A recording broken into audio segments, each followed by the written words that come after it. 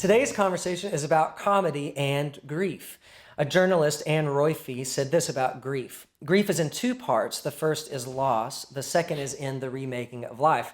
And I think a lot of people think about grief as some kind of clinical disorder like depression, but I think of it as a very hopeful healing agent along the pathway of life. Yeah, when you suffer great loss like that, you have to grieve. But I think a third part would be to learn to laugh again, because the Bible says a merry heart doeth good like a medicine. It is salve to the soul.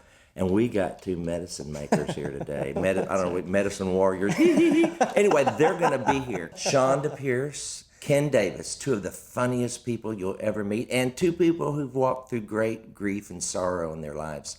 Let's join the conversation.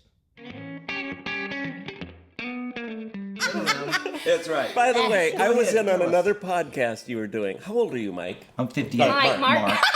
Yeah. I'm 58, friend. Okay, you're 58 years old. Yeah, right. In another podcast you were doing over here, you said, wow, people have 70 years. And I'm standing here, I just celebrated my 70th birthday. I was behind the cameras going, and then you go, I've got 40 left. Well, then I got nothing left. You are on borrowed time. So before What does the Bible say? Three score and 10, that's 70, isn't it? Oh, please. Anything after that's a bonus. People died at 900 years of age in the Well, Bible. you know, Nothing today at any point in time. Okay, I want to take us back to something about artist growth, because Okay, here we all go. three of you guys, comedy was not necessarily the initial trajectory of your careers. No. I want to know where the love affair with comedy began, and because you're talking about going with where your audience, growing with your audience, and Right. maybe didn't always expect that you would be known, Yeah. for making light of life for a living. I know where yours came from. It just, Well, this is about you. Oh, thank you. Yeah, Oh, for once. Did you record that? No, we're Mark Lowry said something was about Let me. me see if I know yours. Okay, what's mine?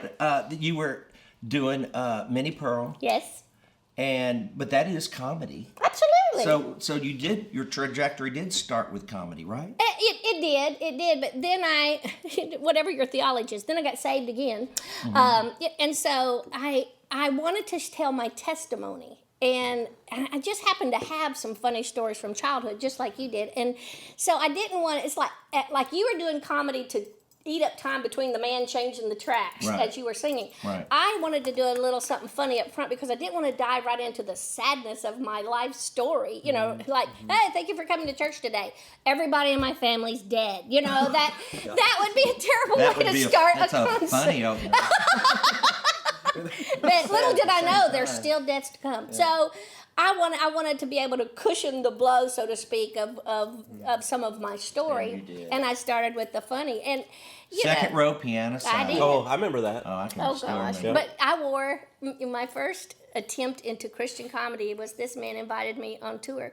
The graciousness of Mark, and not just because this is your show, but I know now after doing this for 25 years, there's the way you do things as a headlining artist. Mark's never been that way. From the very first time I ever went out on the road with him, he said, we'll all do funny, I'll do this much time, you'll do this much time, so-and-so, you'll do this much time. And then, Chonda, you have this great testimony right now. You in the show with telling that testimony, and then we'll sing a little song together. And I was like, this is the... Wait. And I don't even know how to sing. What did it? Shut I up. didn't read lips. What did I say? You didn't say anything. No, what did you just say? I just said I didn't even know he knew how I could sing or I anything. see, It was I just, see. but it was very gracious. People I look want at to everything create. as if it's a journey. I Yes. never looked at. I sold 10,000 tickets one night in Notre Dame. Yeah. Well, that was a long time ago. Never done it before. Never done it since. Yeah. But I could look at that as But it's been up and down and over. But I love the journey. It's never been about the arrival with me. Yes. I don't care about the arrival. I want to enjoy the moment. Well, you know where the arrival is. Right. Heaven. Yeah. But don't miss the trip. No, I agree. I'm longing for heaven. My mom used to say, I just want the Lord to come back. Well, no, we're supposed to be salt and light. Yes. And live and kick up our heels and enjoy the moment of every day if we can. I just- And the ones that are horrible, pay attention. because God's teaching us stuff. This is boot camp. This is where we get to learn to walk by I faith. when we walked in to record this today, you had just finished up recording something with ANITA RENFROE. People are always going, "Oh, there's ANITA. She's just clipping at your heels." And I go, "Are you kidding me? Every time I get a chance to hear never her heard anyone or say see that to her, me. I get, I celebrate, that Exactly. she is so That's what we talented learned to and do with so Gaither, good. man. I'd learned from Bill Gaither. Listening There's to all no- those people, that's exactly right. Okay, y'all, I'm ANITA RENFROE. I'm from the South, and in the South, we value this item above most else. So here we go. Okay, the history books do tell us the Orient was zealous for the little leaf they floated in the cup. The Dutch and English traded it, proceeded to blockade it from the colonists addicted to the stuff. Now the high class like to sip it, but I prefer they zip it when they brag about their green tea and their chai. I ain't saying that they slow. God bless them, they don't know. So let me be the first to testify. Give me big old sweet iced tea. That refreshing sugar rush that means so much to me. The amber color tonic sets my heart at ease. It might have started up in China, but down in Carolina, it's big old sweet iced tea. Yeah? Ain't that right? That's right. Here we go. Second verse. More information. Here we go. Now Rome has its Chianti, Paris champagne is flaunty, and you may prefer the taste of something fine. Though the liquor may be quicker, the fixture in our pitcher is delicious. It's our southern table wine. We enjoy it on the porch. When we're feeling hot and scorched, we can serve it nearly any time of day. You can find it on the menu, nearly every site and venue. You can get a gallon jug at Chick-fil-A. That's true. But not on Sunday. Come on, sing it, y'all. Give us big old sweet iced tea. That refreshing sugar rush that means so much to me. The amber color tonic sets my heart at ease. If you plan to venture south, you best prepare your mouth when you pour it over ice. There's nothing quite as nice if you've tested diabetic. You just may need a medic. My nose ain't out of joint, but if it ain't sweet, what's the point? Come on, everybody, let's finish it up. Give us a big old sweet iced tea.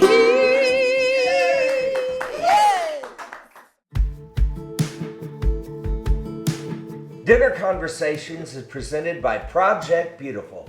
A passionate community committed to saving innocent lives from the terrors of modern-day slavery, Project Beautiful has intercepted over 12,000 vulnerable people from the front lines of sex trafficking, and today you can help.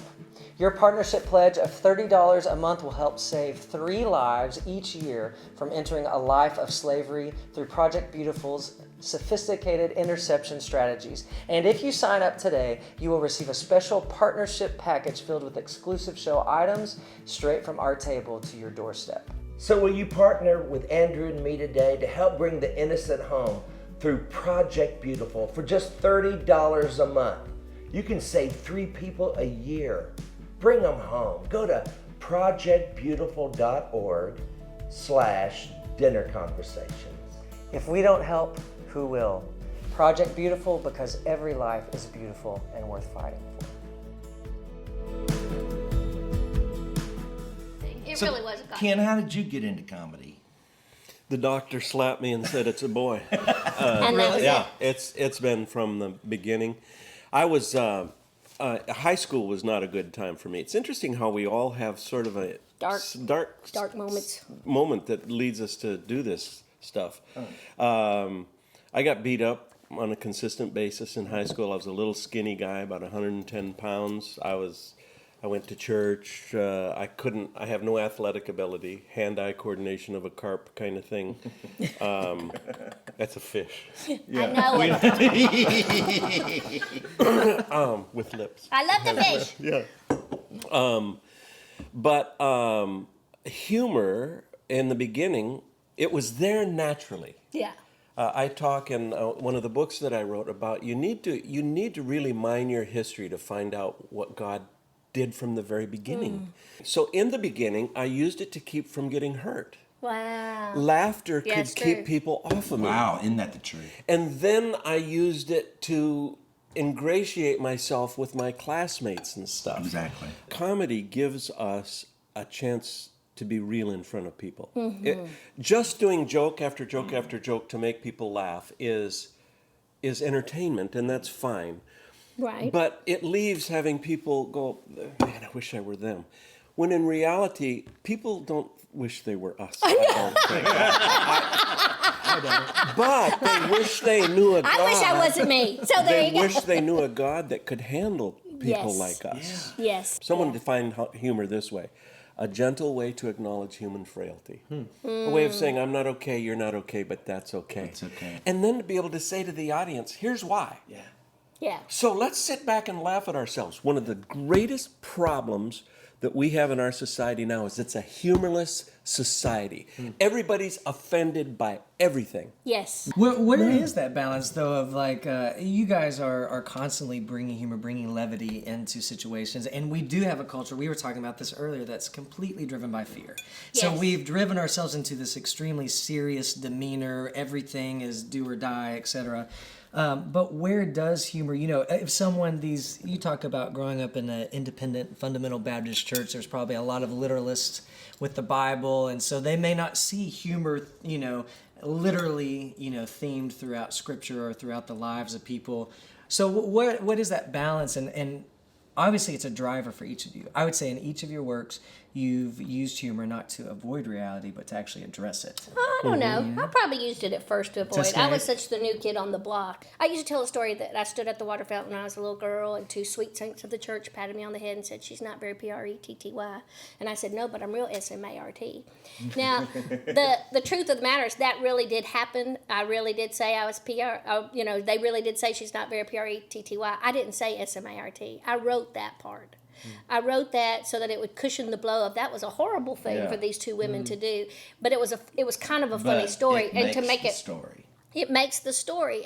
But what's really great is, so I quit telling it because I thought I told it to jab back at those women, because in my heart, whether nobody knew it or not, I knew my heart, and I told it hoping someday they're going to get this VHS and they're going to hear that and they're going to regret the day they ever said Man, something I like tell that. stories and pray to God they never heard.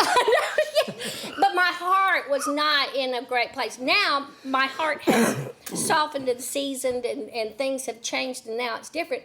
But I've also gotten wiser about the use of comedy, and I'm very honest to tell people now. I'll use that story sometimes and say, here's the truth of the matter. I didn't say I'm not SMART. What I did is run home to my mother and said, I'll never measure up. I'm not pretty, and that played it. And so I do it as a caution that our words are so powerful. They can make or break a child. Yes. They can make or break your psyche, and it takes years to let it down. Do you know, to this very day, even the grieving of my husband, or 3 years later, thinking about dating and getting on that, if I'm not careful, the devil will use that PRETTY whisper in my voice, and I have to go back to counselor, or I have to go back to scripture, or I have to go back to somebody and say, okay, wait a minute, that was in the past. I've got cover girl, so I'm good.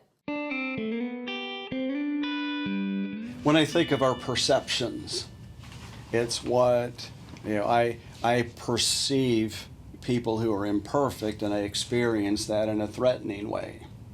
Because my mom and dad, though they loved me well, weren't perfect. That's how I'm wired. We all are wired in some different ways. God was creative. When I think of conditions like depression and anxiety and obsessive compulsive and bipolar and others, I think of the fight or flight mechanism. I'm feeling tension. I don't know where it's coming from, but it's stirring my fight or flight. For touching a hot stove, that's a good thing. I learned not to touch that stove. Even though I've not been burned by it, I can make associations and avoid it. But when it comes to people, when we operate under that kind of self-protective, avoid vulnerability, we violate the law of love. Suddenly, my self-protection and doing what makes me feel better, even if it's at your expense, is what drives this fight or flight mechanism. It's a self-protective one.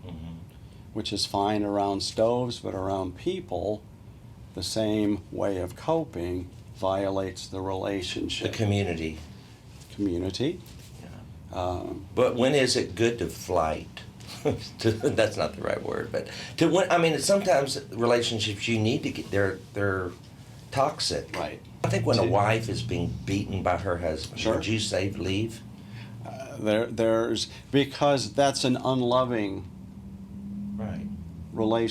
aspect of the relationship, pretending that it's okay to be beaten like that, like I have some kind of superhuman love when I don't, fleeing that situation, but not fleeing and never dealing with those feelings. As Christians, right. at times there are people who will not like us, Right. who will desire our worst end, who will throw us into prison, beat us, crucify us. Those sorts of attributes, we want to honor God in them, but there are situations where that's not honoring in that moment. Right. A lot of people say, well, I don't say a lot of people, my shrink actually said, that depression is anger turned inward. I don't know if you've ever heard that, but that's what they say, which really made me kind of mad. But as medicine kicked in and does what we're blessed that medicine can do, so, diabetics take insulin so they can eat cake. Look at him. Yes, praise the Lord.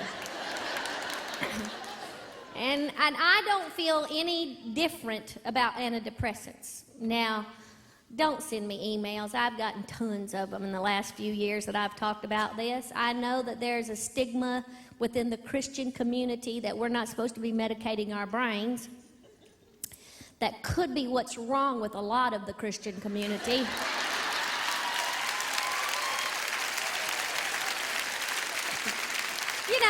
And let's just be truthful for a moment. How arrogant of us to think that this organ is any more or less important than any other organ in our body. No, I think God is bigger than what's just going on with the chemistry of my brain. So I praise the Lord for medicine. I love that God gives us tools.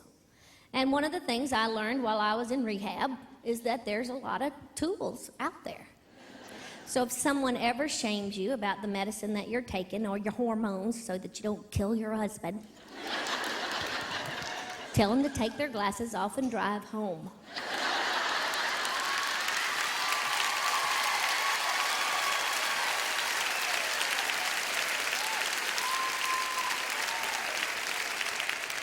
We got deacons frowning on us because we're taking our antidepressants and they got Viagra sticking in their pocket.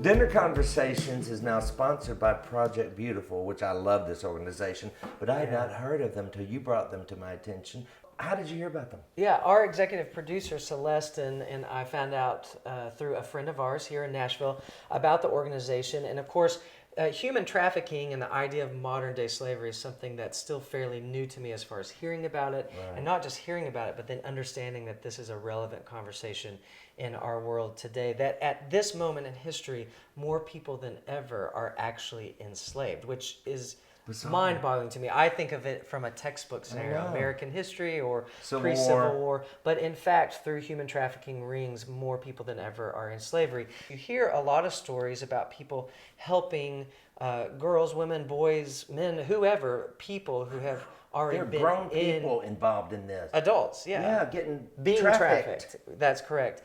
Well, what Celeste and I were initially so impressed by is that with Project Beautiful, they're not being rescued after being trafficked. They're being intercepted before they're being trafficked, as they're in the process. Yeah. So as human traffickers are deceiving them and trying to catch them at the border. That's right. Yeah. I mean, that'd be kind of exciting. Hey, let's tell them where to go. Yeah, it's an easy thing. Go to projectbeautiful.org/dinner conversations. That's how you'll find our partnership with Project Beautiful explicitly. You'll be able to partner with us there give. We're going to give you a little something just as a thank you because of how much it means to us. We hope that Project Beautiful becomes a part of your own big picture spiritual conversation in your family.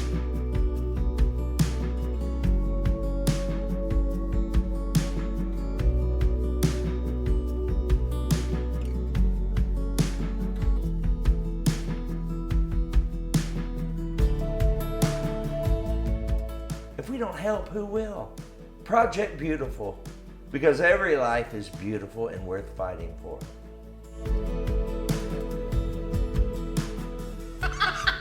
But we don't age graciously. pushing me. Like We we don't, used to. and I There hate used to be a that. respect to silver hair. now There we used to be get- respect. I'm not talking just in the last 50, 60 Yeah, years. that's I'm true. talking about Yeah. historically, we don't. Yeah. And what is that a sign of? Well- What is that sign of on our interior life? You know what? Vanity. I look at We go what's get that it a sign fixed. of? I We go to get everything church fixed. and watch worship. Oh dear And Lord! the one Don't thing get me that started. bothers me is that there's not unless you're cool and have it high and tight, No, or don't get me a started. man bun, or Yeah. you're young and cool. And There's nobody and a up there Jesus tattooed down representing- your arm. there's- Yeah, you gotta have And I'm not scripture. saying those things are wrong, but somewhere we're still part of this. I know. We've got to be, and young people who are sitting there, unconsciously infer that when I reach a certain age, Yeah. I'm no longer viable Vital. in God's family. And that's a I shame. think that's tragic. I think it is a real shame. You think young people perceive that, or I think think young they- people unconsciously perceive that Or when project you it. reach a certain age. I think they project it, even whether consciously or well, unconsciously. so I have something to say to that. Okay, Okay. good. Because I've always had a great admiration for those older men, and maybe I'm Me the too. minority or whatever. I'm with you. But I would say this: I have experienced a lot of older generation who really do believe in the good old days. They are not still living life. They have not continued to evolve as they age. My parents are That's true. 70 years old, and they're still vibrant, full of life, and are still interested in relating to the world around them. That's not to say they have not been influenced by their Right. time and place. But I have so many people, the 80s was great. Reaganomics, that's what we need to get back to. Like, they literally stick in a zone and they stay there. We refuse They to won't grow. evolve. So how do I, as a 33-year-old, how do I look ahead to say, I want to continue to evolve. I want to continue to be fully alive every day. You guys have done that, I would say. I would say you have continued. I would look at each of your lives and I look at some of the circumstances I've read about, and we're talking about some major loss, right? But what I would say is that I've had some major loss too in different ways. Been able to connect that. That's where we span the generations, right? Yes. But I found it very easy sometimes to come up on older generations and they feel like I cannot relate to them at all when I'm ready to relate.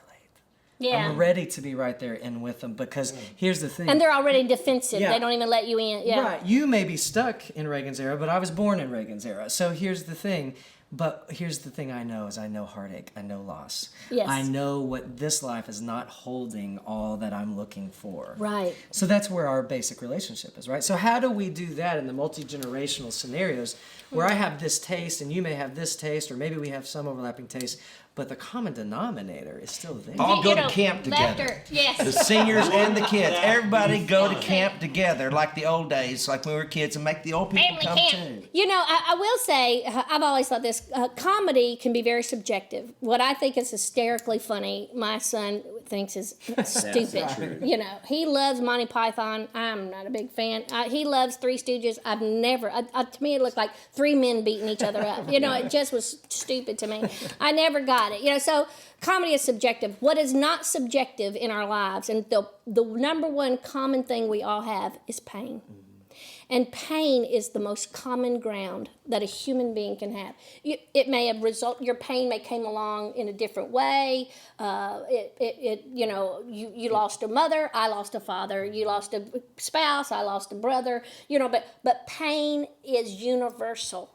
And when we can remember that to your audience, to your neighbor, to anybody, that irregardless of our political opinions, the eras that we're stuck in, our pain, someone in pain, I can relate to that. They may not think I'm that funny, but they might go, wow, okay, I lost a sister too. I get what she's saying here.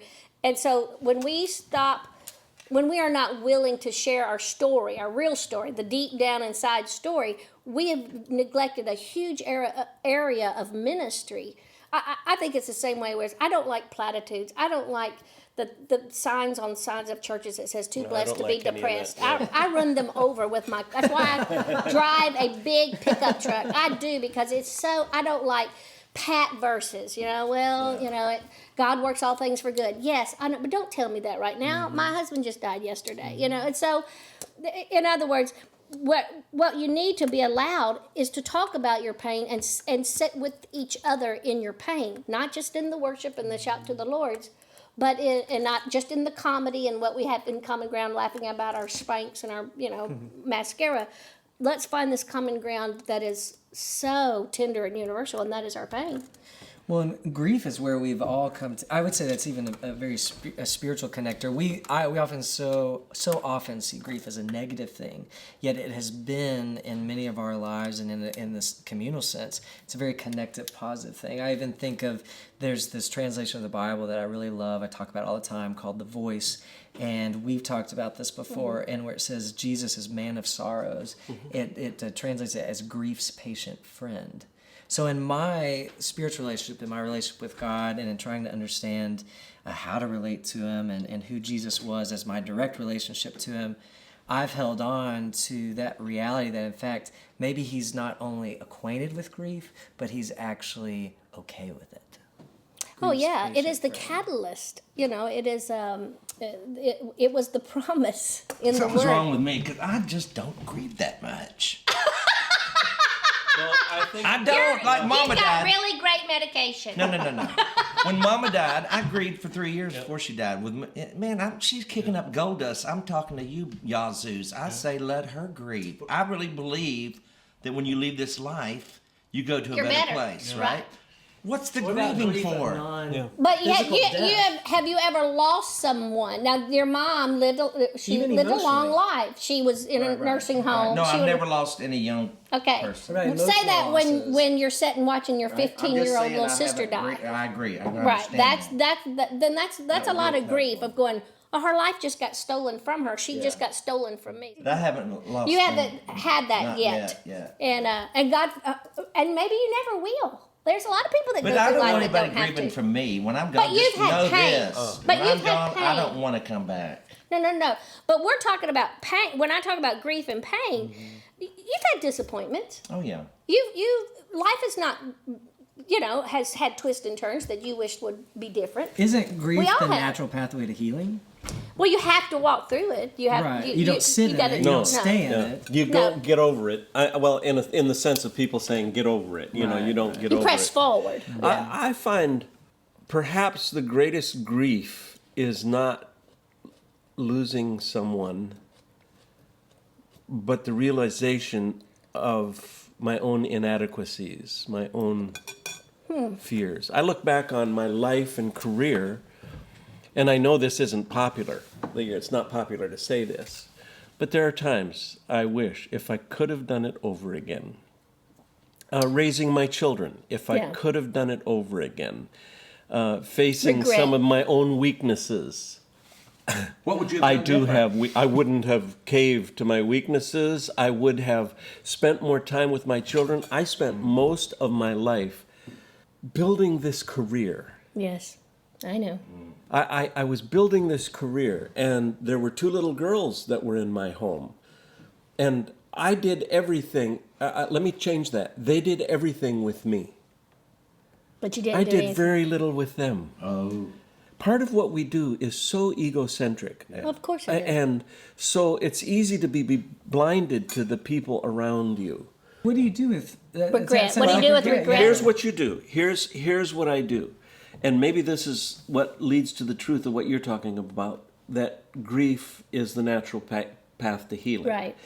If you don't grieve those things about yourself that aren't and weren't right, then you never come to the place where in tears and gratefulness you stand before the Father and hear him say, I know, and I loved you anyway. Mm-hmm. And I'm bigger than what you're going to leave behind.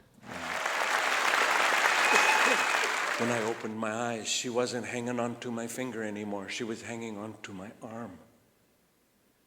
She was all dressed in white from the top of her toes, from all the way.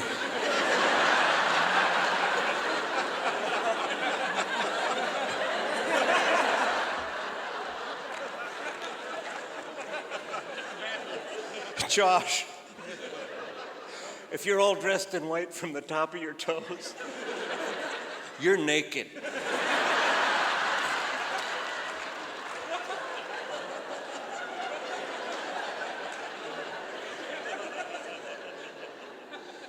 It was her wedding day.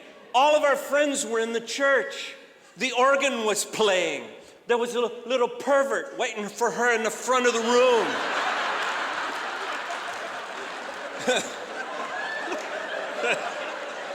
Look at these women going, oh, that's a bad word, gee. But all the men are going, no, you got the word.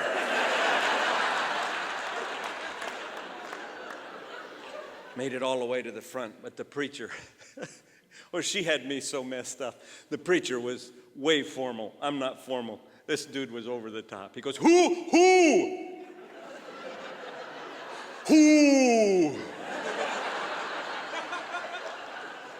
Who giveth this woman to this man? And I was so freaked out, I went, my mother and I.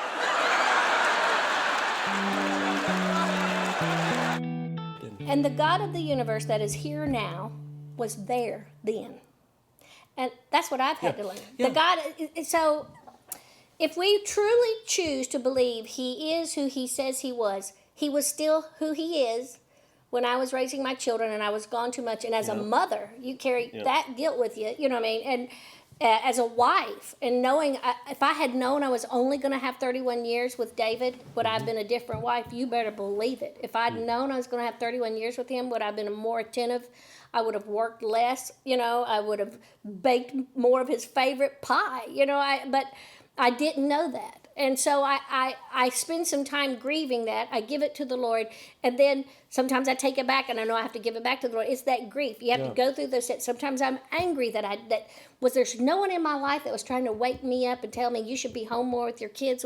No, there were a lot of people going, get out there and get while the getting's good, managers and agents. And, I just went through a real angry period, So you're right. You go through those stages of grief, but then there comes a time when you have to say, God, grant me the serenity to accept the things I cannot change, to change the things I can, and the wisdom to know the difference.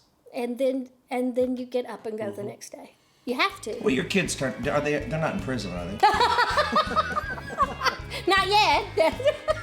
They turned out all right? They are marvelous people who Incredible. Follow God. Yes. And So there you go. I got a little granddaughter. My oldest granddaughter wants to be a That's Mark's missionary. answer. Well, there you go. Worked out. Well, you guys are get telling it. about Think about it. I mean, look at how wonderfully your life is. This My is youngest Dave. wants to dance at nightclubs. It's Oh, there. just No. amazing.